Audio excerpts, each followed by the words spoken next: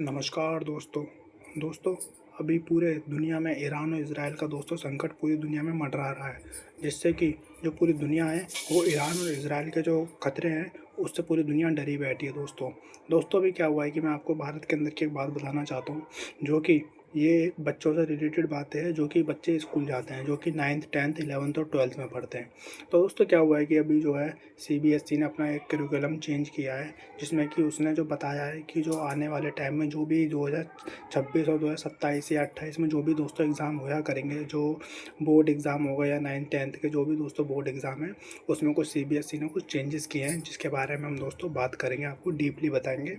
उसने लगभग 7 से 8 या लगभग 10 चेंजेस किए हैं, तो हम आपको एक एक करके उन सब के बारे में आपको डीपली बताएंगे कि सीबीएसई ने जो अपना करिकुलम चेंज किया है वो दोस्तों कितना चेंज किया है। और दोस्तों कुछ लेवल पे वो करिकुलम बहुत अच्छा भी है जो चेंज किया है, और दोस्तों कुछ लेवल पे वो थोड़ा ख़राब भी है, लेकिन हम उसे ख़राब नहीं कह सकते, क्योंकि सीबीएसई जो भी चीज़ सोच समझ के लाती है बच्चों के लिए, जिससे बच्चों का आगे दोस्तों फ़ायदा हो। तो चलिए शुरू करते हैं। जो सबसे पहला जो दोस्तों बदलाव है कि दोस्तों अब जो 10th क्लास के जो बच्चे हैं उनके जो एग्ज़ाम होया करेंगे बोर्ड के, वो दोस्तों साल में 2 बार होया करेंगे। अब दोस्तों 2 बार कैसे, अब मैं आपको समझाता हूँ कैसे।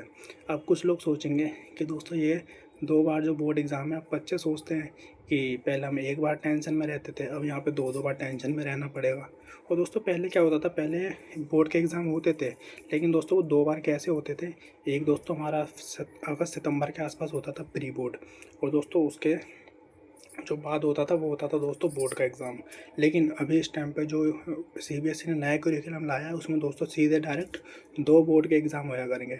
अब दोस्तों प्री बोर्ड और बोर्ड में क्या होता था, प्री बोर्ड में जो हमारा जो एग्ज़ाम होता था वो स्कूल के अंदर हमें देना होता था, जिस स्कूल में हम पढ़ते हैं। लेकिन जो बोर्ड का होता था ना, बोर्ड के लिए हमें दोस्तों बाहर जाना पड़ता था किसी और स्कूल में। लेकिन दोस्तों अब जो 2 बार जो बोर्ड के जो एग्ज़ाम होंगे दोस्तों, वो दोनों के दोनों स्कूल बाहर जाके होंगे, स्कूल के किसी और स्कूल में जाके होंगे, जैसे बोर्ड एग्ज़ाम होते थे फाइनल। अब बच्चे सोचेंगे कुछ कि यार ये क्या हो गया, ये तो दिक्कत हो गई, 2 बार बोर्ड के एग्ज़ाम देने पड़ेंगे। तो दोस्तों मैं आपको इसमें एक बहुत अच्छी एक चीज़ सीबीएसई लाई है, वो मैं आपको इस वीडियो के अंदर बताना चाहूँगा कि सीबीएसई ने क्या अच्छा करा है। तो दोस्तों क्या हुआ है कि इन 2 जो बोर्ड एग्ज़ाम होंगे ना, इस बोर्ड एग्ज़ाम में जो जैसे मान के चलो आपका एक एग्ज़ाम होगा फरवरी में, और दोस्तों जो अगला होगा ना वो आपका वो होगा दोस्तों मई या जून जुलाई के आसपास होगा, जिसमें कि आपको जो एग्ज़ाम होगा अब उसके बाद जो उसके जो नंबर काउंट होंगे ना, वो नंबर काउंट कैसे होंगे। अगर आपका जो एग्ज़ाम है जो फरवरी में हो रहा है और जो मार्च अप्रैल या जुलाई में हो रहा है जो भी, तो दोस्तों उनमें से जिस बोर्ड एग्ज़ाम में आपके नंबर अच्छे होंगे दोस्तों, वो नंबर आपके फाइनल मेरिट में जुड़ेंगे। मान के चलो, मैं आपको एक एग्ज़ाम्पल देता हूँ। मान के चलो आपके जो पहला बोर्ड होगा फरवरी में, उसमें आपके 100 में से आए दोस्तों, मान के चलो 80 नंबर आए। तो दोस्तों जो आपके 80 नंबर आए ना, वो नंबर हो गए अलग। फिर आपने सोचा कि यार नंबर तो कम आए हैं, बाई चांस बच्चे होते हैं सोचते हैं कि इस बार पढ़ाई नहीं हो पाई, बीमार पड़ गए या कुछ और घर में कुछ प्रॉब्लम आ गई, तो 100 में से जो 80 नंबर आएंगे वो उसके हो गए। फिर वो सोचेगा कि यार मेरे तो 90 आने चाहिए थे, तो वो बच्चा दोबारा से जो जुलाई और अगस्त में जो एग्ज़ाम होगा बोर्ड का, वो दोबारा दे सकता है। और दोस्तों मैं एक चीज़ और बताऊँ इसमें, ये दोस्तों ऑप्शनल है। अब आप ऑप्शनल समझ रहे हो, आप एग्ज़ाम दे भी सकते हो, आप एग्ज़ाम नहीं भी दे सकते हो, आपका मन है। अगर आपके नंबर कम आए तो आप दूसरा एग्ज़ाम दे सकते हो।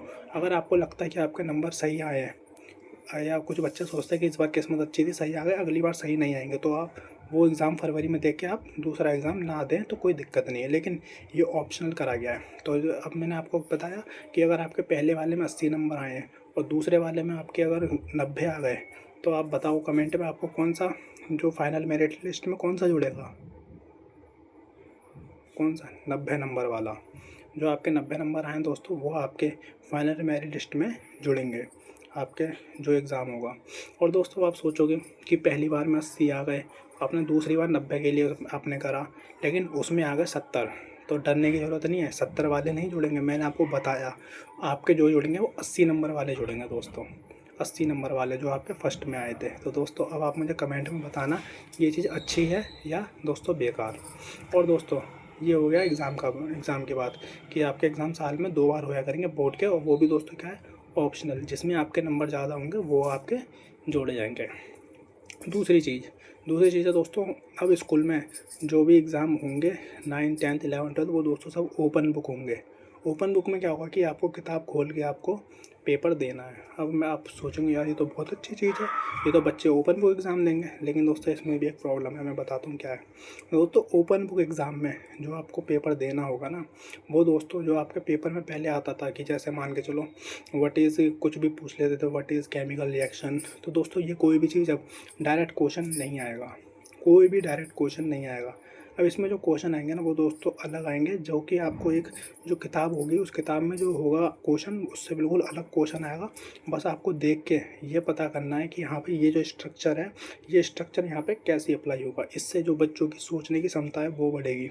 और दोस्तों जो वो है, जैसे बच्चे पहले रटते थे, रट्टू तोता बन जाते थे कि हाँ भाई ऐसा का ऐसा रट लो और यही सेम का सेम हम उसमें छाप देंगे। लेकिन अब ऐसा नहीं होगा, क्योंकि अब आपको ओपन बुक एग्ज़ाम तो देना है, लेकिन वो जो चीज़ पहले क्या होता था, पहले कोई चीज़ जो क्वेश्चन होते थे वो बिल्कुल डायरेक्ट के डायरेक्ट उसमें आ जाते थे। लेकिन अब ऐसा नहीं है, अब जो भी क्वेश्चन आएगा वो बिल्कुल अलग आएगा और आपको उसमें से देख के उसमें लिखना है कि ये क्वेश्चन कैसे इसका आंसर है और इस आंसर को हम कैसे इसमें लिख सकते हैं। तो दोस्तों ये भी एक दूसरी चीज़ है। ये दोस्तों कुछ बच्चों के लिए कुछ अच्छी भी हो सकती है, कुछ बच्चों के लिए बेकार भी हो सकती है। क्योंकि जो बच्चे रटते थे, जो रट के जाके पेपर में जाके क्वेश्चन लिख देते थे, एकदम छाप देते बिल्कुल डिट्टो का डिट्टो, उनके लिए दिक्कत है। और जो दोस्तों बच्चे समझते थे, जो चीज़ें समझ के करते थे, वो उस चीज़ को वहाँ पर समझ के अपने उसके अंदर कर सकते हैं। तो ये दोस्तों दो बदलाव हैं। और दोस्तों तीसरा बदलाव है एडवांस पेपर, मैथ और साइंस का। अब आपको मैं बताऊं इसमें क्या है। दोस्तों क्या होता था, पहले हमारे जो स्कूल में होते हैं वो दोस्तों एक बेसिक लेवल की मैथ होती है और एक स्टैंडर्ड लेवल की मैथ होती है। तो क्या होता है, ये जो बेसिक लेवल की मैथ होती है वो तो सबके लिए कंपलसरी होती है, और जो स्टैंडर्ड लेवल की मैथ होती है दोस्तों वो जब 11वीं-12वीं में आ जाता है तो कॉमर्स और साइंस के बच्चों के लिए स्टैंडर्ड मैथ दी जाती है। तो दोस्तों अभी क्या है, एक नई मैथ ला दी है, मैथ और साइंस, वो है दोस्तों एडवांस लेवल की मैथ। अब इसमें क्या है कि बच्चों को बेसिक तो पढ़नी पड़ेगी, उसमें दोस्तों अब स्टैंडर्ड को शामिल कर दिया गया है कि स्टैंडर्ड सबके लिए कंपलसरी है, और जो कि 80 मार्क्स का उसका पेपर होगा स्टैंडर्ड का। अब जो एडवांस है वो क्या है, एडवांस में क्या है कि जो आपके एडवांस लेवल की जो मैथ होगी, मैथ और साइंस जो होगी, उसके लिए आपको 25 नंबर का वो एग्ज़ाम होगा, जो कि 1 घंटे का एग्ज़ाम होगा। और ये किसके लिए, जो बच्चे अपने कॉम्पिटिटिव एग्ज़ाम की या एक बड़े लेवल की जो भी नीट या यूजीसी या जो भी बड़े लेवल की आप एग्ज़ाम की तैयारी करना चाहते हैं, वो आप एडवांस लेवल की तैयारी स्कूल में कर सकते हैं। जिससे कि आपको जो आप वहाँ का एग्ज़ाम दोगे वो दोस्तों आपका एकदम ईजी हो जाएगा, जो कि आपको पहले से ही प्रैक्टिस हो जाएगी। तो दोस्तों ये एडवांस लेवल की मैथ का इसमें एक कॉन्सेप्ट आया है। और दोस्तों अगला है आपका लैंग्वेज है। अब आपको स्कूल में जो लैंग्वेजें पढ़ाई जाएंगी दोस्तों, वो आपको 3 मुख्य लैंग्वेज पढ़नी पड़ेगी। जैसे R1 में बांटा है, R2 में और R3 में। R1 में आपका है एक प्राइमरी लैंग्वेज होगी, जो कि आपको नॉर्मली सब पढ़ाई जाएगी। दूसरी आपकी होगी दोस्तों लो डिफ़िकल्ट। R2 में आपकी लो डिफ़िकल्ट मतलब जो थोड़ी और हो, जो थोड़ी नॉर्मल होगी, वो आपको पढ़ाई जाएगी। और तीसरी जो होगी दोस्तों वो आपकी रीजनल लैंग्वेज होगी। जो भी आप रीजनल आप जो भी पढ़ना चाहते हो दोस्तों, वो आप रीजनल लैंग्वेज अपनी पढ़ सकते हो, जो कि अपनी मातृभाषा होती है, वो आप दोस्तों पढ़ सकते हो रीजनल लैंग्वेज। तो दोस्तों ये कुछ बदलाव थे, थोड़े बहुत और भी बदलाव हुए हैं। आप जाके उसे CBSE की ऑफिशियल वेबसाइट पर आप जाके देख सकते हैं। और दोस्तों जानकारी कैसी लगी फर्स्ट, सेकंड और थर्ड, अगर दोस्तों अच्छी लगी तो कमेंट में बताना। और दोस्तों जिसके लिए अच्छी नहीं है तो दोस्तों वो ही बताना जो कमेंट में है। तो दोस्तों मिलते हैं अगली वीडियो के साथ। अच्छा लगे वीडियो तो चैनल को लाइक, सब्सक्राइब और दोस्तों शेयर करें। नमस्कार दोस्तों।